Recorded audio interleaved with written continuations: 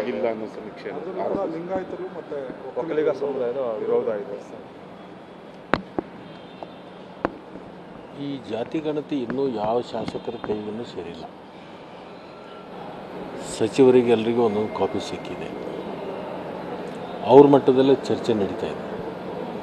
ಇನ್ನೂ ಶಾಸಕರ ಕೈಗೆ ಅದು ವರದಿ ಬಂದ ಮೇಲೆ ಅದು ಸರಿನೋ ತಪ್ಪು ಅಂತಕ್ಕಂಥದ್ದು ನಾವು ಪರಾಮರ್ಶೆ ಮಾಡ್ತೀವಿ. ಯಾಕಂದರೆ ನಮ್ಮ ಕ್ಷೇತ್ರದಲ್ಲಿ ಯಾವ್ಯಾವ ಜನಸಂಖ್ಯೆ ಎಷ್ಟೆಷ್ಟಿದೆ ಅನ್ನೋದು ನಮಗೆ ಗೊತ್ತಿರ್ತಿದೆ. ಚುನಾವಣೆಗಳು ಮಾಡಿರ್ತೀವಿ, ಮನೆಗಳಿಗೆ ಹೋಗಿರ್ತೀವಿ, ಯಾರು ಯಾವ ಜಾತಿಯವರು ಅನ್ನುವಂಥದ್ದು ಪೂರ್ಣ ಮಾಹಿತಿ ಆಯಾ ಶಾಸಕರಿಗಿರುತ್ತೆ.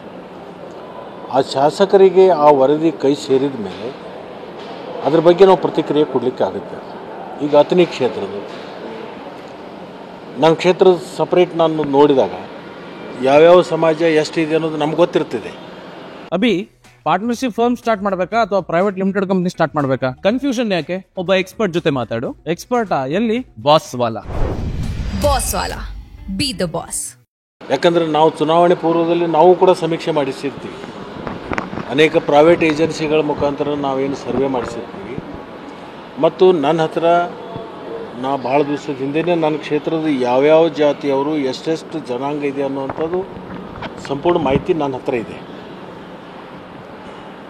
ಸೊ ಈಗ ಆ ವರದಿ ನಮ್ಮ ಕೈಗೆ ಬಂದುಬಿಟ್ರೆ ನಾವು ಟ್ಯಾಲಿ ಮಾಡಿ ನೋಡ್ತೀವಿ. ನಮ್ಮಲ್ಲಿ ಇರ್ತಕ್ಕಂಥ ವಾಸ್ತವಿಕವಾಗಿರ್ತಕ್ಕಂಥ ಜನಸಂಖ್ಯೆ ಆಧಾರ ಮತ್ತು ಈಗ ಮಾಡಿರ್ತಕ್ಕಂಥದ್ದು ಅದನ್ನು ನಾವು ಟ್ಯಾಲಿ ಮಾಡಿ ನೋಡಿದಾಗ ನಮಗೆ ಮನವರಿಕೆ ಆಗುತ್ತೆ ಅದು ಸರಿನೋ ತಪ್ಪು ಅಂತಕ್ಕಂಥ. ಈಗ ಚರ್ಚೆ ನಡೀತಕ್ಕಂಥದ್ದು ಎಲ್ಲವೂ ಊಹಾಪೋಹಿ ಮ್ಯಾಗ ಚರ್ಚೆ ನಡೆದಿದೆ. ಅದು ಎಲ್ಲರ ಪ್ರತಿಯೊಬ್ಬ ಶಾಸಕರಿಗೂ ಕೂಡ ಒಂದೊಂದು ಅದನ್ನು ಕೊಟ್ಟರೆ ಅವ್ರವ್ರ ಕ್ಷೇತ್ರದ ಬಗ್ಗೆ ನೀವು ನೋಡ್ಕೊಳ್ಳಿ ಅಂತ ಹೇಳಿದರೆ ಅವಾಗ ನಮಗೆ ಅದು ಗೊತ್ತಾಗುತ್ತೆ. ಅವಾಗ ಅದ್ರ ಬಗ್ಗೆ ನಾವು ಪ್ರತಿಕ್ರಿಯೆಯನ್ನು ಕೊಡ್ತೀವಿ. ನಿಮ್ಮ ಸಮುದಾಯದ ಅಂಕಿಅಂಶ ಸರಿಯಾಗಿದೆಯಾ? ತಾವೇನಾದ್ರು ಗಮನಿಸಿದ್ದೀರಾ? ಸಚಿವರಿಗೆಲ್ಲ ಕೈ ಸೇರಿದೆ. ಈಗ ನಾವು ನಿಮ್ಮ ಮಾಧ್ಯಮದ ಮುಖಾಂತರ ನೋಡ್ತಾ ಇದ್ದೀವಿ. ನಾವು ಅದು ಎಷ್ಟು ಮಟ್ಟಿಗೆ ಸರಿನೋ ತಪ್ಪು ಅನ್ನುವಂಥದ್ದು ಈಗೇನಾಗ್ತಾ ಇದೆ ಅಂದರೆ ಈ ಲಿಂಗಾಯತರು ವೀರಶೈವ ಲಿಂಗಾಯತ ಅಂತಿದೆ. ಈ ವೀರಶೈವ ಲಿಂಗಾಯತ ಅಂತಕ್ಕಂಥದ್ದು ಭಾಳಷ್ಟು ಉಪಪಂಗಡಗಳಿದ್ದಾವೆ. ಈ ಸಬ್ಕಾಸ್ಟ್ಗಳು ಬರ್ತಾವಲ್ಲ, ರೆಡ್ಡಿ, ಬಣಿಜಿಗ, ಪಂಚಮಸಾಲಿ, ಗಾಣಿಗ, ಹಡಪದು, ಇಂಥವು ಅನೇಕ ಅವು ಉಪಪಂಗಡಗಳಿರ್ತವೆ. ಸರ್ವೆಗೆ ಹೋದಂಥ ಸಂದರ್ಭದಲ್ಲಿ ಯಾವ್ದು ಬರ್ಸಿರ್ತಾರೆ ಅನ್ನೋದ್ರ ಮ್ಯಾಗ ಅವಲಂಬನ ಆಗುತ್ತೆ. ಕೆಲವೊಬ್ಬರು ವೀರಶೈವ ಲಿಂಗಾಯತ ಅಂತ ಬರ್ಸಿರ್ತಾರೆ, ಕೆಲವೊಬ್ಬರು ವೀರಶೈವ ಪಂಚಮಸಾಲಿ ಅಂತ ಬರ್ಸಿರ್ತಾರೆ, ಕೆಲವೊಬ್ಬರು ವೀರಶೈವ ಬಣಿಜಿಗ ಅಂತ ಬರ್ಸಿರ್ತಾರೆ, ಕೆಲವೊಬ್ಬರು ವೀರಶೈವ ಲಿಂಗಾಯತ ರೆಡ್ಡಿ ಅಂತ ಬರ್ಸಿರ್ತಾರೆ. ಹೀಗೆ ಅನೇಕ ವಿಚಾರಗಳನ್ನು ಅವ್ರ ಮನೆಗೆ ಹೋದಂಥ ಸಂದರ್ಭದಲ್ಲಿ ಬರ್ಸಿರ್ತಾರೆ. ಆದರೆ ಅದೇನು ಹಿಂದೆ ಜಿಲ್ಲಾವಾರು ಟೆಂಡರ್ ಕೊಟ್ಟಿದ್ರು ಇದನ್ನು ಸರ್ವೆ ಮಾಡಲಿಕ್ಕೆ. ಆ ಟೆಂಡರ್ ಏನು ಹಿಡಿದಿದ್ರಲ್ಲ, ಆ ಟೆಂಡರ್ ತೊಗೊಂಡಿರ್ತಕ್ಕಂಥ ವ್ಯಕ್ತಿಗಳು ಸರಿಯಾದ ನಿಟ್ಟಿನಲ್ಲಿ ಸರ್ವೆಗಳಾಗಿಲ್ಲ.